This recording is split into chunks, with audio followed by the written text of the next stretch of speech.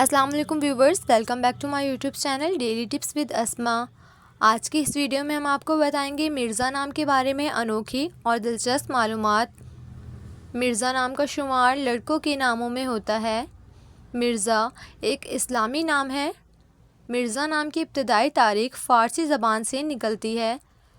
मिर्ज़ा नाम के अफराद के लिए खुशकिस्मत नंबर 9 माना जाता है। माहिरीन के मुताबिक मिर्ज़ा नाम के लड़के बहुत हंसमुख होते हैं। मिर्ज़ा नाम का मतलब है अमीर ज़ादा। मिर्ज़ा नाम के लड़कों के लिए खुशकिस्मत दिनों में एतवार और मंगल का दिन शामिल है। मिर्ज़ा नाम के अफराद के लिए मुआफ़िक रंगों में सुर्ख और हल्का सब्ज़ और जंगनुमा रंग शामिल है। मिर्ज़ा नाम के अफराद के लिए मुआफ़िक पत्थरों में पुखराज पत्थर शामिल है। खुशकिस्मती वाली धातों में हिंसों के हिसाब से तांबा शामिल है।